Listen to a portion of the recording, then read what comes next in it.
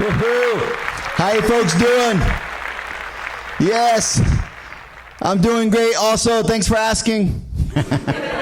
So, I saw an ad. They were running an ad here at Comedy Palace. They had an ad for funny comedians, and nobody responded. So after 30 days, they just changed it to any comedians, and I was able to get the job. So I'm here tonight. And several things I wanted to discuss. I know everyone's having a miserable time because of this pandemic, right? And I don't blame you. Things are a lot different nowadays because of the pandemic. I was at the bank, and for the first time in my life, I got kicked out of the bank because I wasn't wearing a mask. Right? And, I mean, things are super backward nowadays. I was at the post office, and there was a black guy that had a mask and a white guy that did not. And for the first time in my life, I saw them being so nice to the black guy and so rude to the white guy. Times have changed. You know, the other stuff, I know a lot of people are upset and complaining, but I'll tell you this, none of you can complain about this pandemic and having to stay at home. You know why? Only I could complain. I live with my mother-in-law. Okay? Yeah, you think you have it bad. I live with my mother-in-law. It's freaking miserable. She came to visit us for a week in the year 2009, and she still lives with us. It has been the worst week of my life. You know, by the way, I am a lawyer in my day job. I always have to have a notebook no matter where I go. Everything, I have to write it down. I can't do anything unless I see my notebook. Yes, even when I'm having sex. In, out. Pay $800. You know, I have one of my, it's great. I have this little cousin named Matthew. He's a good little kid. I get the opportunity to mentor him. He's so lucky. He was telling me, oh, I can't meet any girls. I follow these girls, you know, on Instagram and Snapchat and whatever, right?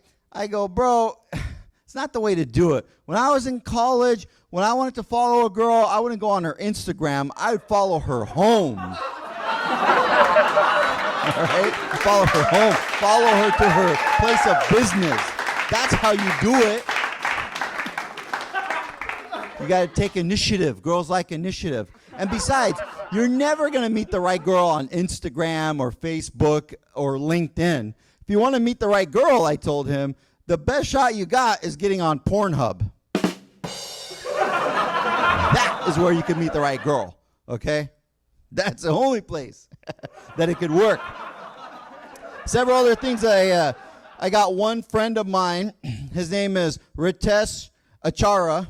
And this guy, he swears up and down, if it wasn't for this pandemic and lockdown and whatnot, that he'd be having sex with so many girls. I said, give me a freaking break, dude. First of all, your name is Ritesh. All right? That kind of name, it's good for college applications and work applications, but not for meeting chicks. And another thing, you're 46 years old and you live with your mom. You're not going to be having sex with girls. In fact, and this guy, Ritesh, he freaking gets on Tinder, right? So he can meet girls. And every girl swiped away from him, which apparently is swiping left. Every single one. Only one girl swiped right, saying she liked him, and that was his mom. And we asked her, we said, Mrs. Achara, why did you swipe right? And she said, and I quote, I thought you have to swipe right for, get the fuck out of my house. Yeah. And then the other thing, speaking of having sex, every single married guy I know has this disillusion that if he wasn't married, he'd be banging every girl. Every married guy I know. Some of them are like, oh, if I was single, I'd be banging her, and her. And a lot of times her, okay? Every married guy I know says that, right? It's all BS, except for me. I would actually be having sex. No, but every other guy is disillusioned about it. You know? And by the way, speaking of disillusionment, when I went to law school a long time ago, I was young and dumb, and I had these ideas that, oh my God, when I finish law school, when I leave Berkeley, I'll be a big shot, I'll be a player, I'll be taking these like big constitutional law cases, I'll be making a difference in the world. Wow, was I so wrong. My first job at a law school was in El Cajon. For a few of you that don't know what El Cajon is, it's the meth capital of the world, and it's about 10 miles east of here.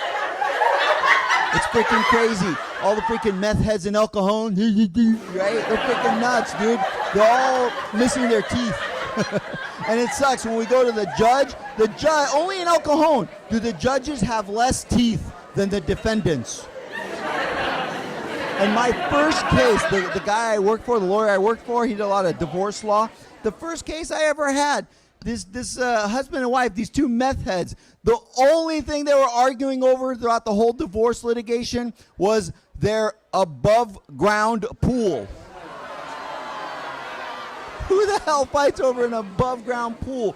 We fought for almost a year over that stupid above-ground pool. And I thought like it was my above-ground pool. That's how much I cared. And it pissed me off that freaking judge, that toothless bitch, gave the pool to the wife.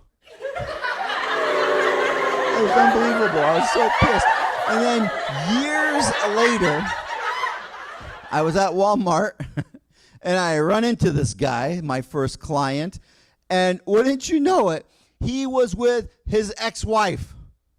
And I said, bro, what are you doing with her?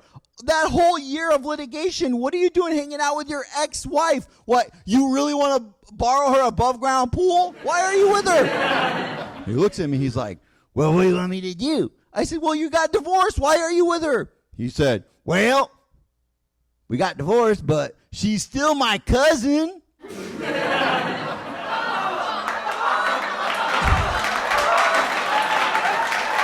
Man, I give up on these El Cajonians.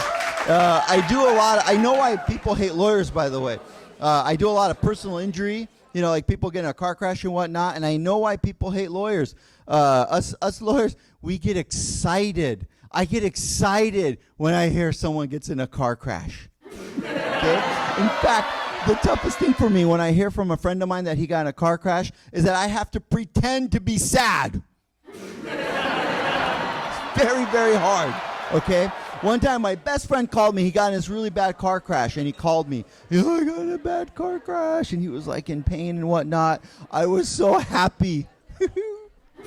I could not believe I was so excited that he got in a big car crash. But when I saw him, it was kind of sad. It was really sad. I have bad news when I did see him.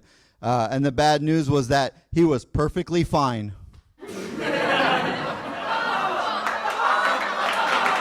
Unfreaking believable. He was perfectly fine. He said, Joe Samo, God is looking out for me. And I said, you asshole, who's looking out for me? Why can't God help me? You're my best friend. You did this to me? Couldn't believe it. Oh, man. I'll tell you one good thing about doing some divorce law in El Cajon. I had one client. She was smoking hot. Okay, I mean, it's like like a diamond in the rough. You get one meth head that's really hot, like out of 1,000. And I was so excited. She's sitting in my office. She was getting a divorce because her husband was cheating on her, and he ended up having herpes, and then she got herpes. All right, so she wanted to get a divorce. So she's sitting in my office, and she's freaking hot as hell, right? And I'm looking at her, and I'm thinking to myself as I'm looking at this hot chick getting a divorce, I said, you know what? How bad could herpes be? She was that hot. How bad could it be? Right? And then I'm looking at me. I'm like, she's talking about, how her life is all screwed up now. And I wasn't really paying attention. And like for 40 minutes, I'm like, oh, I know what I could do while I'm pretending to listen to her. I started Googling, how bad is herpes? Apparently, it was really bad, according to Google. So I said, oh, man, that sucks. And then 3 weeks later, I had herpes. Hey, It has been my pleasure tonight. I'm glad to see you folks here virtually. Have a great night, and I hope to see you in real life one of these days. Thank you so much. My name is Joe Samo, and I hope to see you again soon.